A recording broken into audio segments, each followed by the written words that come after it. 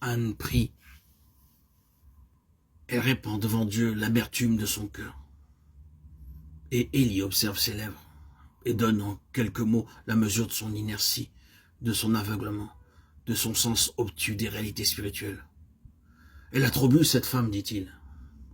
Il s'apprête même à la chasser. Telle est la réaction première de la religion officielle, des représentants attitrés de la tradition et de l'ordre établi. C'est à cela qu'il faut s'attendre, bien-aimés, quand des enfants de Dieu commencent à sentir peser sur eux le fardeau de la situation spirituelle qui les entoure, quand le spectacle de ce qui se passe au sein de l'Église professante leur devient douloureuse, quand ils se sentent blessés au cœur par l'aveuglement général, la faiblesse, le laisser-aller, le désordre, et qu'ils se sentent incapables d'accepter cet état de choses comme représentant la pensée de Dieu, quand leur être tout entier commence à se révolter contre un tel régime de mort spirituelle et de confusion, qu'arrive-t-il? Une collision. Il ne tarde pas à entrer en conflit avec les autorités religieuses et à passer pour fanatique excentrique, extrémiste, singulier. Tout ce que vous voudrez, choc douloureux. Ce n'est pas tant de la part du monde qu'ils vont avoir à souffrir, car le monde lui-même, quand il fait ses réserves, est toujours prêt à rendre hommage à ceux qui souffrent pour une cause qu'ils croient juste. On ne peut malheureusement pas en dire autant des gens religieux. L'ordre de choses officiellement admis ne supporte pas d'être troublé, encore moins d'être violé. Si quelqu'un se prend à examiner de trop près les vrais intérêts du Seigneur, sa préoccupation est commentée avec toutes sortes de déformations et devient presque fatalement suspecte. Un tel instrument devenu en quelque sorte un avec Dieu, par la communauté des préoccupations, est appelé à surmonter de rudes obstacles.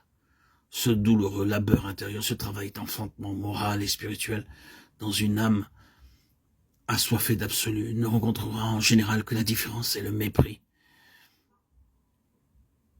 Et il n'y est pas, dira-t-on de lui. Il a perdu le sens de la réalité. Il doit y avoir chez lui un certain déséquilibre psychologique. Peut-être quelques-uns d'entre vous liront entre les lignes. Eh bien, tout cela, c'est Anne. Il y a quelque chose de réconfortant dans son histoire, n'est-il pas vrai? Le fils de cette souffrance, au propre et au figuré, c'est Samuel. Il est l'aboutissement de ses angoisses, le fruit de cette douloureuse préoccupation spirituelle. Qu'importe maintenant pour Anne les malentendus et les critiques, Samuel est là.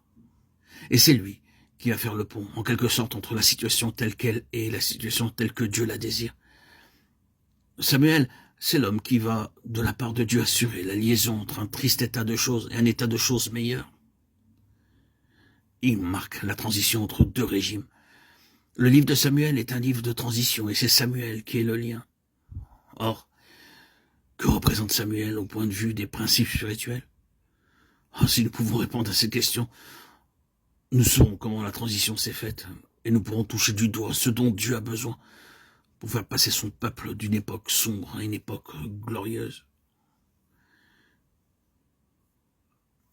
Il n'a pas besoin de se livrer à une étude bien approfondie de la vie de Samuel pour en découvrir la note dominante.